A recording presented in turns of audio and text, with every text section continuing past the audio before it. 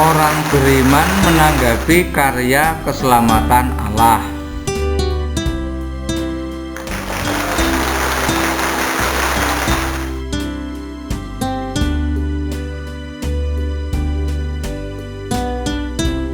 Sebelum lebih lanjut, jangan lupa tekan like, subscribe, tekan lonceng, dan share. Sebelum mulai pelajaran, mari kita berdoa terlebih dahulu. Allah Bapa di surga, kami bersyukur kepadamu atas segala kemurahan, terlebih atas pemeliharaanmu pada hari ini.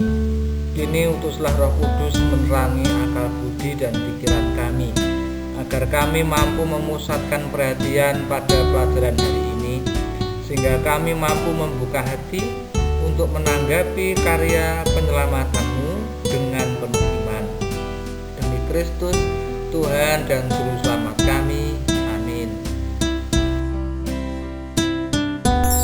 Penjabaran bab 1, orang beriman menanggapi karya keselamatan Allah. Allah sumber keselamatan sejati. Beragama sebagai tanggapan karya keselamatan dari Allah. Beriman sebagai tanggapan karya keselamatan dari Allah. Beriman Kristiani. Iman dan kebersamaan dalam jemaat. Maria teladan hidup beriman.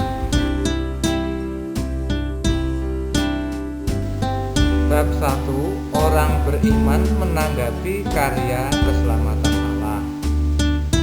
Pada video sebelumnya kita telah membahas bab 1, orang beriman menanggapi karya keselamatan Allah, sampai pada bagian A, yakni Allah sumber keselamatan sejati. Sekarang kita akan membahas bagian B, yaitu beragama sebagai tanggapan karya keselamatan dari Allah. Selamat mengikuti video ini sampai selesai.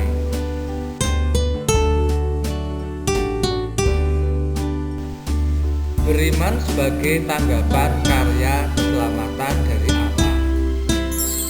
Dalam pelajaran ini secara khusus akan membahas tentang kehidupan beriman sebagai tanggapan atas karya keselamatan Allah. Dalam hidupnya, manusia mengalami dan merasakan bahwa Allah senantiasa hadir, menyapa dirinya. Allah menghibur, membimbing, menguatkan manusia, baik dalam suka maupun duka, baik dalam kepastian maupun keraguan, baik dalam untung maupun malang. Allah ternyata setia menyertai manusia, karena Allah menghendaki hidup manusia selamat.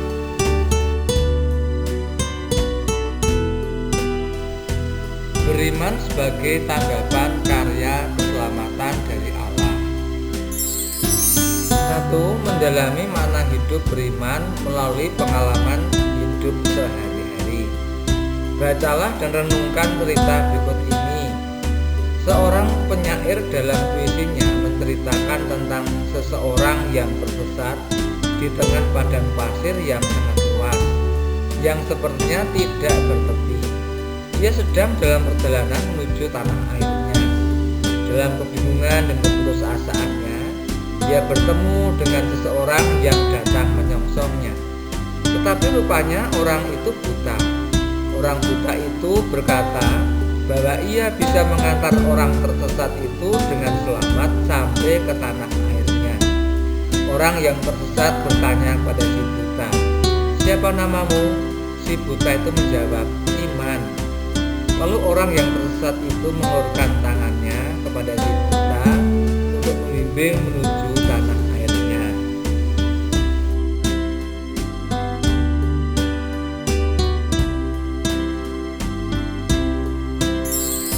Beriman sebagai tanggapan karya keselamatan dari Allah. Kepada Allah yang mewahyukan diri manusia harus menyatakan ketaatan iman. Dalam ketaatan iman tersebut, manusia dengan bebas menyerahkan diri seutuhnya kepada Allah dengan kepenuhan akal budi dan kehendak yang penuh pada Allah Wahyu. Menyerahkan diri seluruhnya pada Allah dan mengimani secara absolut apa yang ia katakan adalah tepat dan benar. Sebaliknya adalah sia-sia dan salah memberikan kepercayaan yang demikian itu pada seorang makhluk.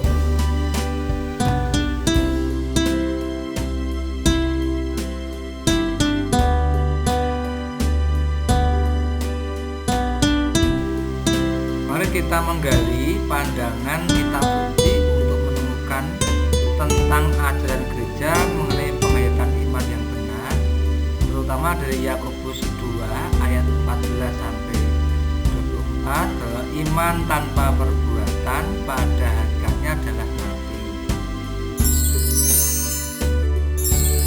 Apakah gunanya, saudara-saudaraku, jika seorang mengatakan bahwa ia mempunyai iman padahal ia tidak mempunyai perbuatan?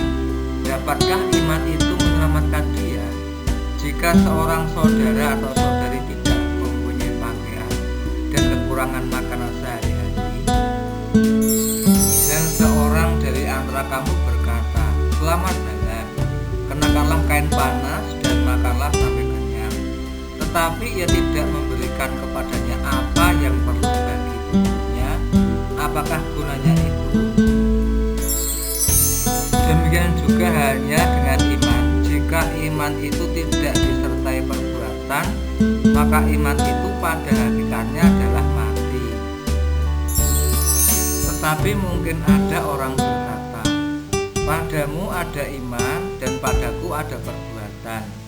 Aku akan menjawab dia, "Tunjukkanlah kepadaku imanmu itu tanpa perbuatan, dan aku akan menunjukkan kepadamu imanku dari perbuatan-perbuatanku."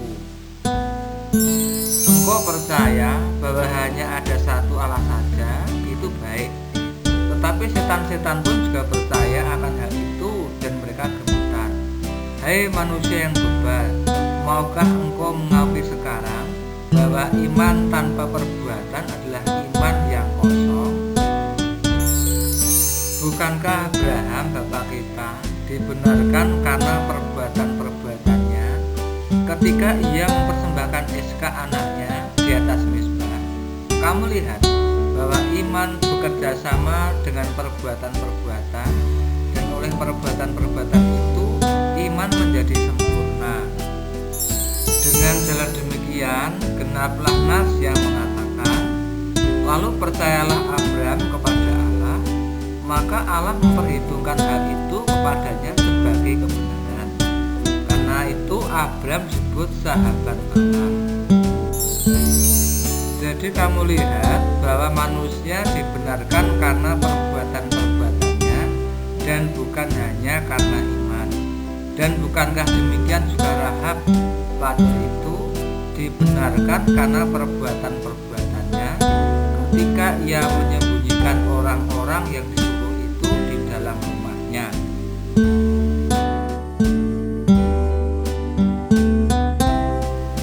Beriman sebagai tanggapan karya keselamatan dari Allah.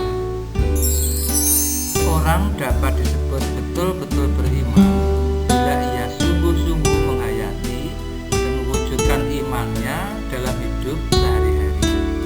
Karena jika iman itu tidak disertai perbuatan, maka iman itu pada hakikatnya adalah mati. Sebab iman bekerja sama dengan perbuatan-perbuatan, dan oleh perbuatan-perbuatan itulah iman menjadi sempurna. Manusia dibenarkan karena perbuatan-perbuatannya, bukan hanya karena iman. Relasi manusia dengan Allah akan menjadi lebih nyata jika iman tidak hanya diungkapkan melalui doa, puji-pujian saja, tetapi juga diwujudkan dalam hidup sehari-hari, terutama melalui perbuatan baik yang menyelamatkan dan membahagiakan sesama.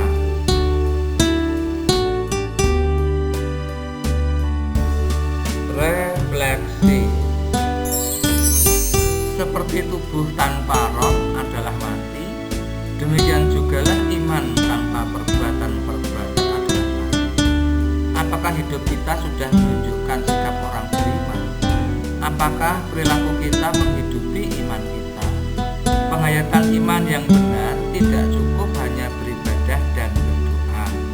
Iman kita harus nyata melalui perilaku hidup sehari-hari.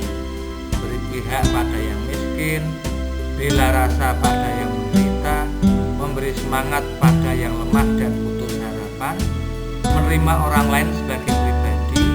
Sudahkah kita melakukan itu sebagai perwujudan dari iman kita? Kita ini merenungkan semua itu dalam hati kita. Semoga kehadiran kita dapat membawa damai bagi sesama.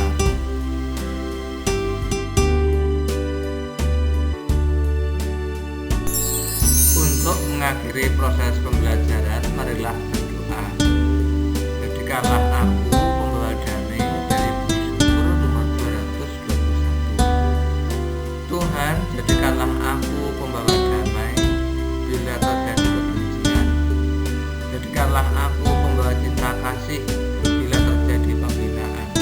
Jadikanlah aku pembawa pengampun bila terjadi perselisihan. Jadikanlah aku pembawa kerukunan bila terjadi kebimbangan. Jadikanlah aku pembawa kepastian bila terjadi kesesatan.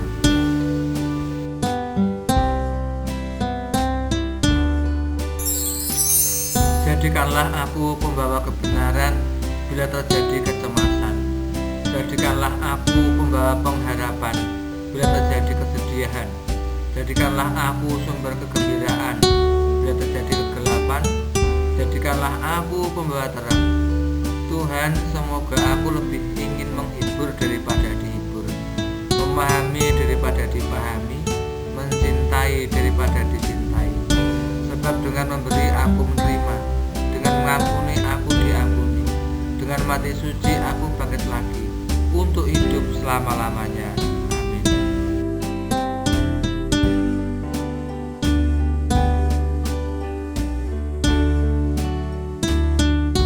Demikian dahulu pembahasan materi kali ini.